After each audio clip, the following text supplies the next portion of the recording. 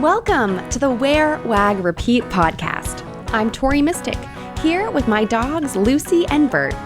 Together, we're interviewing cool, creative women entrepreneurs in the pet industry. Do you dream of working alongside your dog?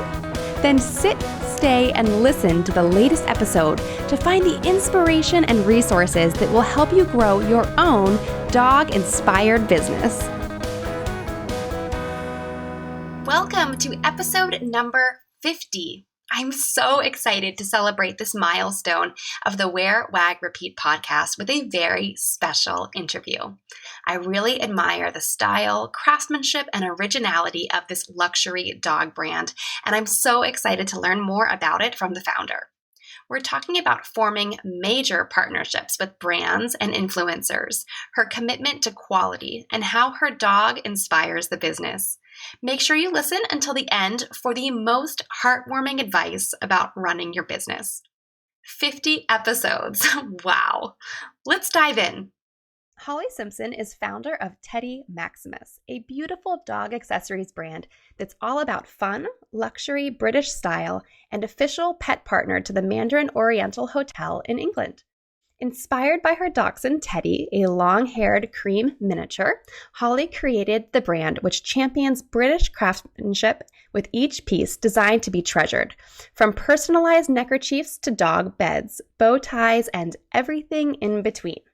Her dog carriers are adored by press and influencers across the globe, with features in Vogue, Conde Nast Traveler, and the Sunday Times Style, just to name a few.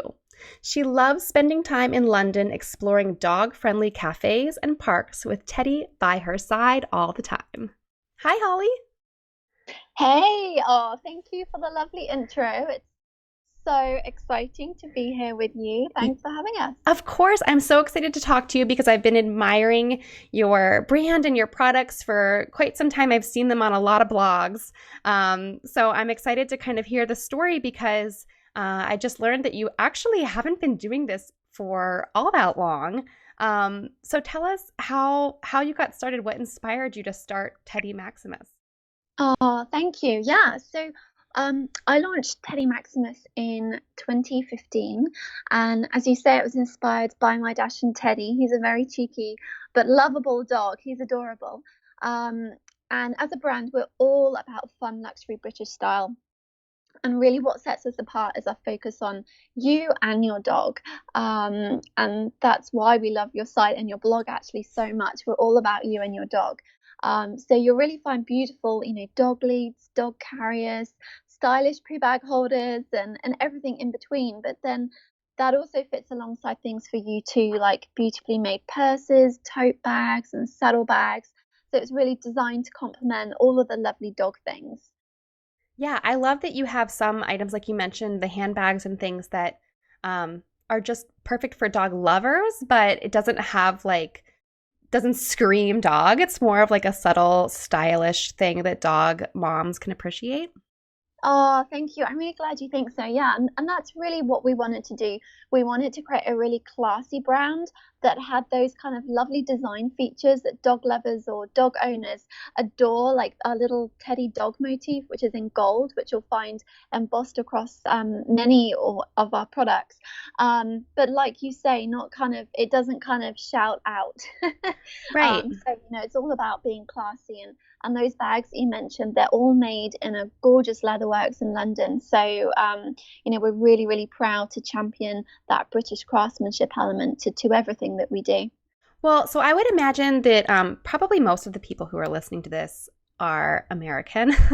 I don't really know, but I'm guessing. So tell us a little bit about British craftsmanship. I think, we all know Burberry and Hunter and other brands like that are sort of classically British. So what exactly does that kind of craftsmanship mean to you, and how do you incorporate it into your brand? Sure. Yeah, that's a really, really good question. And you've mentioned some gorgeous British brands there.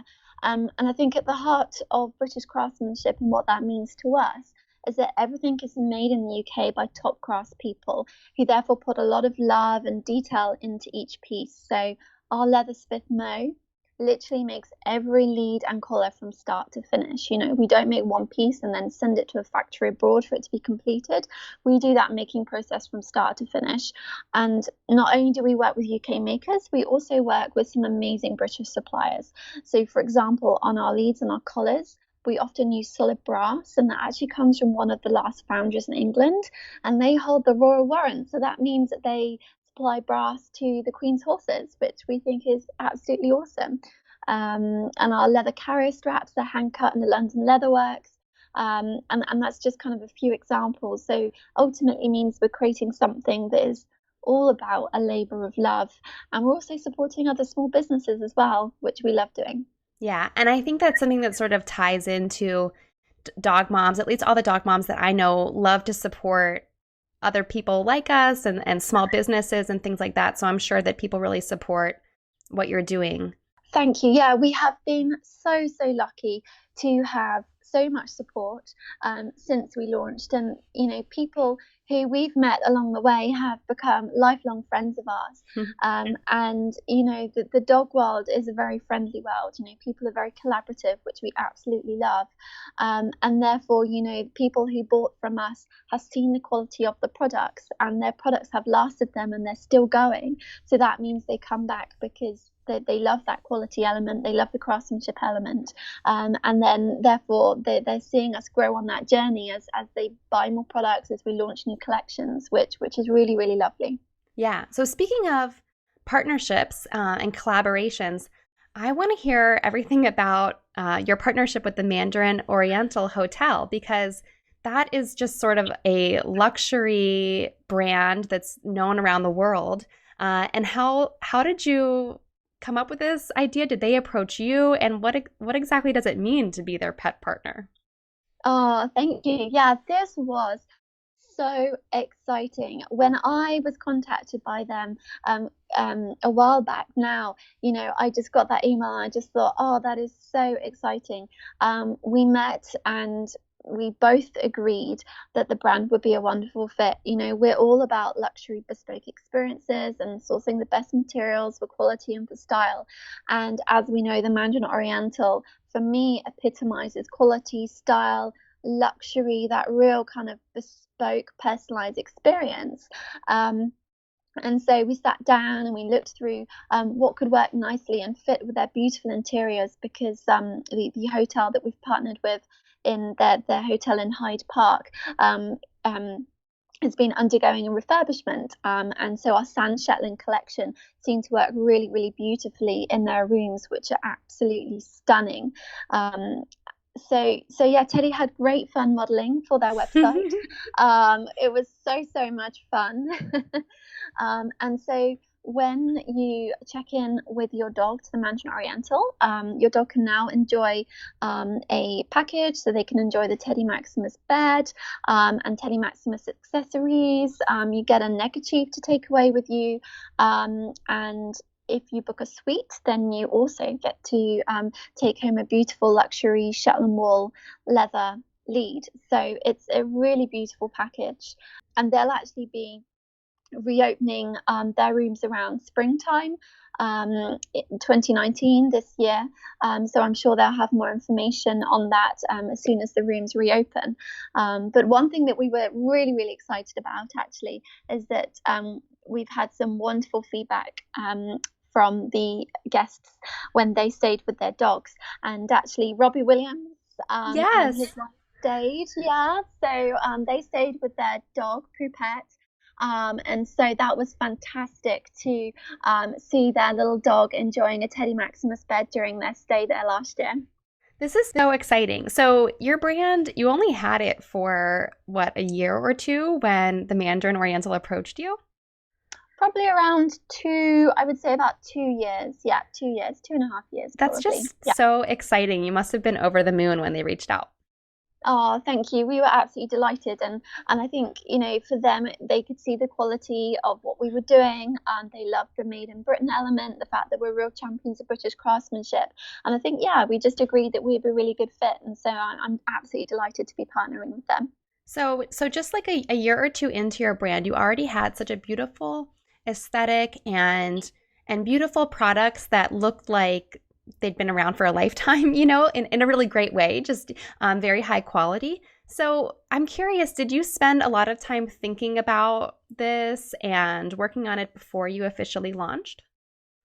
That's it. Yeah. So for me, what was really, really important is obviously that British craftsmanship element. So I spent a lot of time looking at materials, sourcing the right fabrics, and obviously Teddy, my Dachshund, is definitely a man of distinction. So he road tested everything before we launched. So if it doesn't pass his pour of approval, then you won't see it. So yeah, we spent a lot of time road testing, trying things out, and getting feedback. And that remains really, really important now. It's great getting feedback from people, and we've specifically, created new things because people have come to us and asked for them.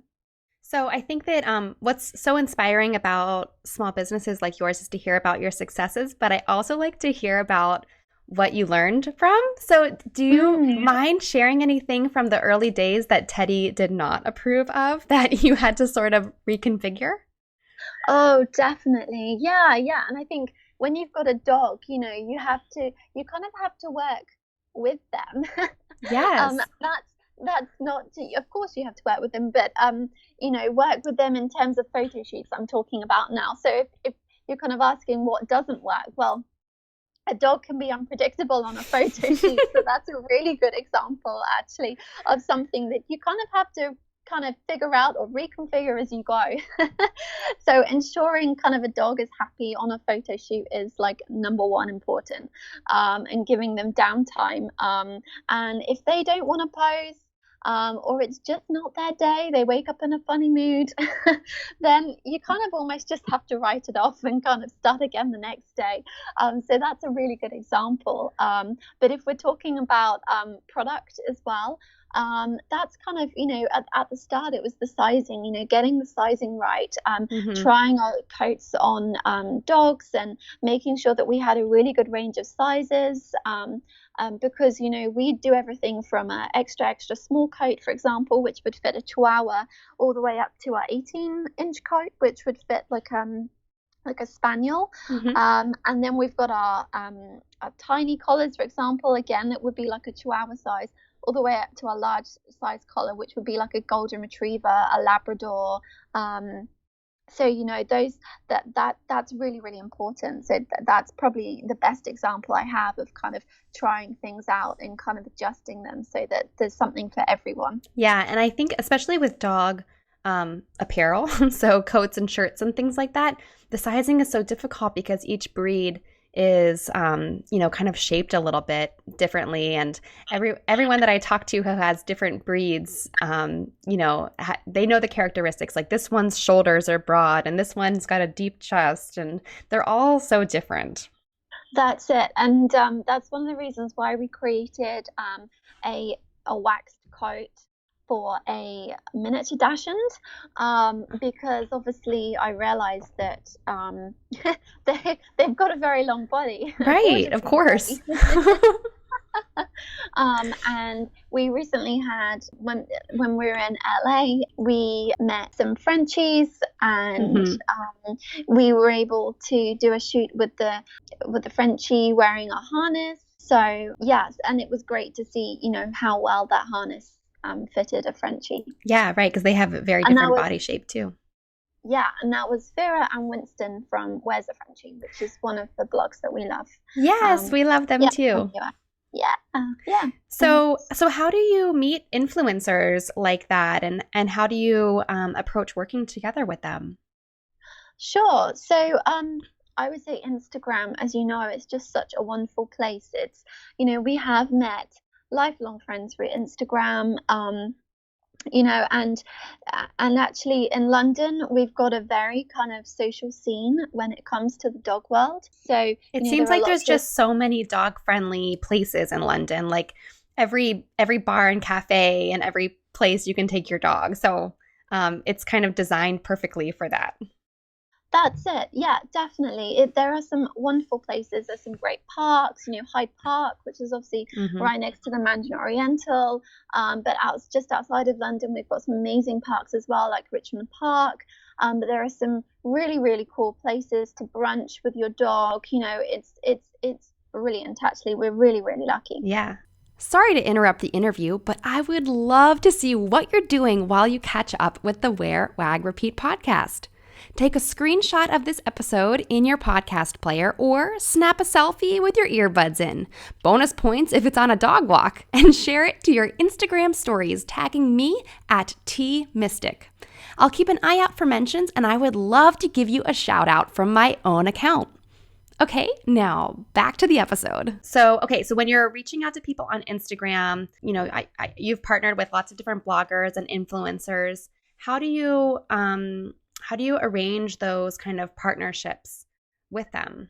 Are there expectations of what they have to post, or do you just kind of leave it up to them? Sure. So we're really fortunate to be approached by many people, which I guess is a real testament to the brand, and it's very flattering. And we very much work with people who have been our lifelong customers, people who love the brand, people who have always followed us and supported us. And so, for us, it's ensuring that genuine fit, that genuine love for the brand. Awesome. So I have a quick question. How did you come up with the name Teddy Maximus? Oh, yeah, another great question. So when we got Teddy, my dashund, well, obviously Teddy Maximus is named after my dashund Teddy, but the name itself, me and my partner had like a brainstorming session, and we were like, we were chatting it over, and we were like, he definitely looks like a teddy bear. We love the name Teddy. He's very cuddly, very furry, as you'll have seen. But then we also love the name Maximus, and we were like, yeah, I really like the name Maximus. And you've got the whole Maximus thing of like from the Gladiators movie, and because he's such a strong personality, we were like, yes, that's a really good name for his personality. So I was like, well, why don't we put them together? Teddy Maximus. So it's kind of like the Teddy cuddly bit and the Maximus, which is like the stronger bit. So it just kind of suits him down to the ground.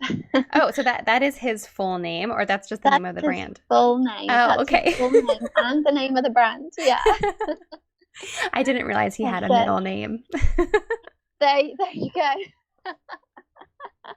He's definitely a bit of a diva, so he needs a long name. I love it. So yeah, tell us more about Teddy. What are some of your favorite things to do together? That's a nice question. Yeah, so Teddy and I love going out in London and meeting friends, and that's actually kind of where our carriers came from, our dog carriers, because we love going to cafes, we love sitting in restaurants, and doing work there or watching the world go by. So really, before I launched the brand, I was like, yeah, I really need something that kind of doubles as a travel bed, but allows us to travel on transport. I don't know if you've ever been on the London Tube, if it's anything like the Metro or anything like I've been on in New York. It's really busy, and you need to carry your dog to make sure the little paws don't get trodden on. Right, it's very busy, and it's also very dirty. I wouldn't want my dog to be down under the seat or anything. Oh, totally. It's so right. And goodness knows what kind of food that they would find and snap up. And you never know how much food is on the street until you walk a Labrador.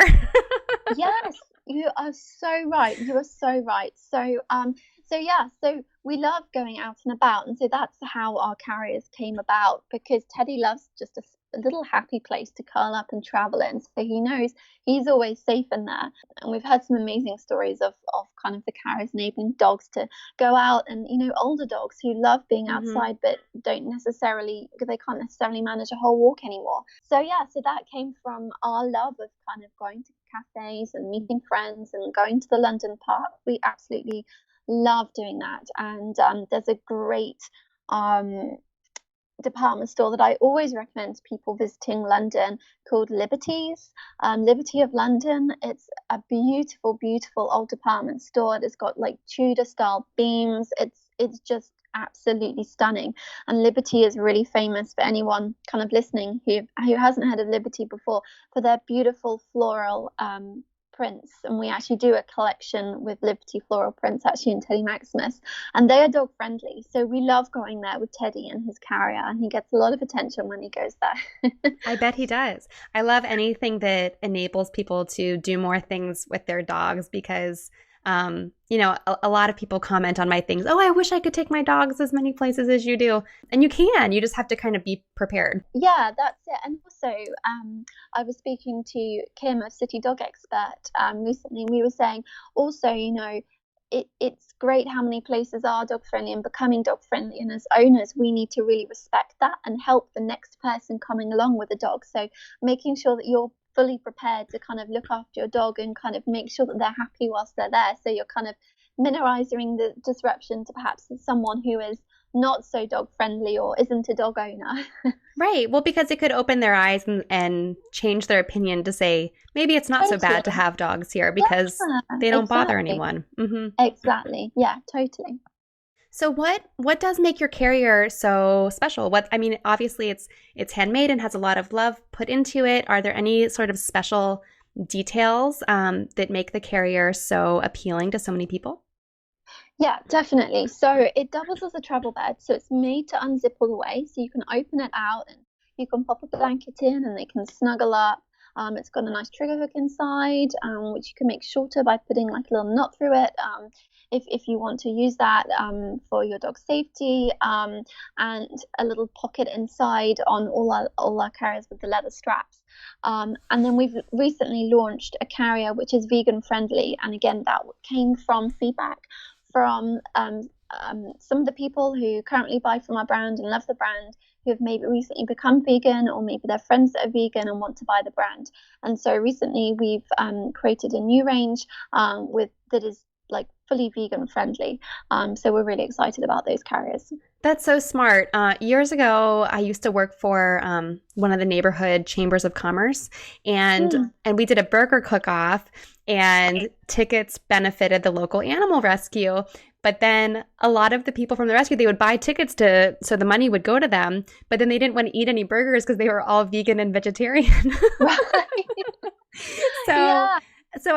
Having vegan products really appeals to pet lovers.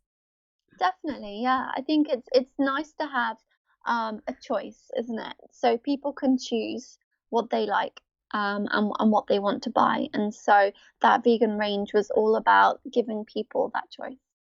I love it. So, okay, so your carrier has been featured in, and other products, I guess, as well, has been featured in fabulous magazines like Vogue and Conde Nast Traveler and the Sunday Times and things like that. Do you have any advice for people who are trying to get featured in publications like that? Yeah, definitely. I would say the first thing is to ensure your brand is really different and offers the journalist something new and exciting to talk about. From my experience, I know that journalists are sent so many things every day and they're sent so many press releases. So think about how your press release can stand for something new and invest in time in building relationships with your industry. So actually that's a few things. So yes, ensuring your brand is different, making sure that you stand out, making sure that your press release is standing for something new. And then the last one will be investing in building relationships within your industry. And lastly, also, I would say look for seasonal trends that you can tap into. And perhaps as you grow and have the budget, consider working with a PR agency or an expert who is very adept at building those networks and can coach you in that too. Right. I think investing in someone who does that for a living, they already have so many wonderful relationships. And you're right. It's all about relationships and having those kind of personal connections. Definitely. Yeah, totally agree with that. So when you first started kind of approaching this kind of coverage, would you just send out press releases and phone calls and emails and things like that? Or would you actually send them free products to look at? Sure, very good question. So I'm obviously lucky that I have a background in PR and communication, so that experience has definitely helped. And now as we grow, I'm very, very lucky to be working alongside a wonderful team with a PR agency based in London. So I would say, in terms of how to target the people that you want to speak to, I would first try and reach out to them on social media, for example, or find a contact. You could send them some product, but I would say, because they are sent so much all the time, and obviously you only have a finite budget, you really want to find out what they would like first and whether they would like it. So ideally, I would say, rather than just kind of randomly sending out, you want that person to feel special, and the fact that you've really thought about it. So yes, that's how I would approach it. That's a wonderful idea, sort of asking for special requests, because it would make them feel very special. That's it. Yeah. Yeah, wonderful. Okay, so last question here. Do you have any favorite apps or resources that you use to keep your business running? Because I know it's growing very quickly, so there's a lot to keep up with.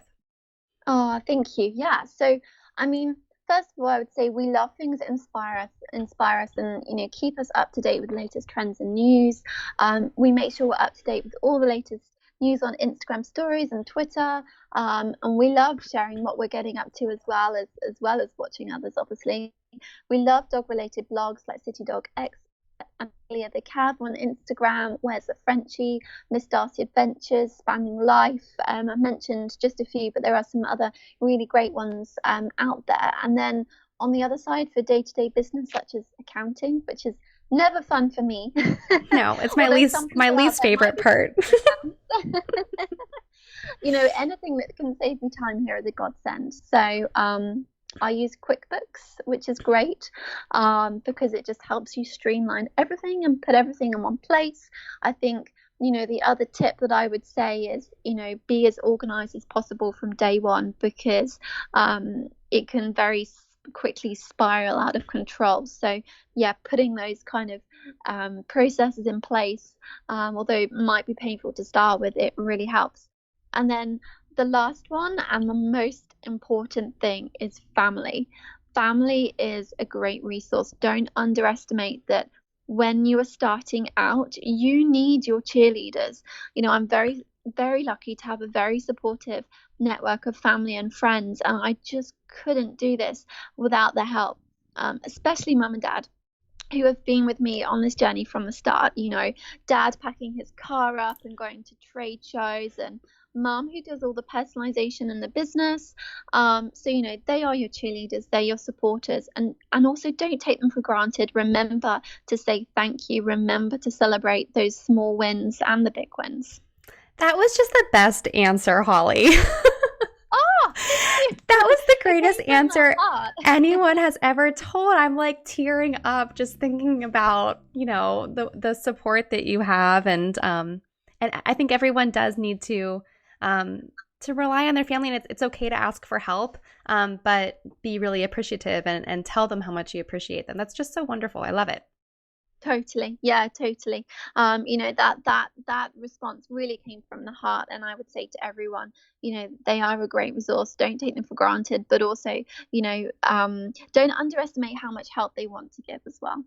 Right. Yeah. They do. They want you to succeed. That's it. Totally. Totally. Well, Holly, it's been such a pleasure talking to you. I can't wait to follow what you're doing next. So tell everyone where they can find you online. Oh, thank you. So, please come and follow us. We love meeting new people and telling you our story and hearing yours. So Instagram is Teddy_Maximus. Twitter is at Teddy Maximus, and Facebook is at Teddy Maximus UK, and our website is teddymaximus.com. And if you sign up to our newsletter, you get £10 off your first order over 75, and £10 is about maybe $15, maybe, depending on what the conversion rate is like. I'm doing kind of very quick math in my head. But we would just love to see you on any of our channels. So look forward to seeing you there. And you ship internationally, right? We do, yeah. We ship internationally, and we actually subsidize the cost of postage by up to 50%. So awesome. It's probably not as expensive as you would think. Okay, well, I'm going to go over and order some collars. Thank you so much for being on the show. No, thank you. Thank you so much for having us. Absolutely delighted. And we are your 50th podcast that I understand. So yes. we're absolutely honored. This was episode number 50. So I'm excited to be able to celebrate that milestone with you. Wonderful. Well, thank you. It's been an absolute pleasure. Thank you for listening to the Wear Wag Repeat podcast. You can fetch show notes at wearwagrepeat.com. If you like what you hear, please hit subscribe so you don't miss an episode. And until next time, we'll see you around the dog park.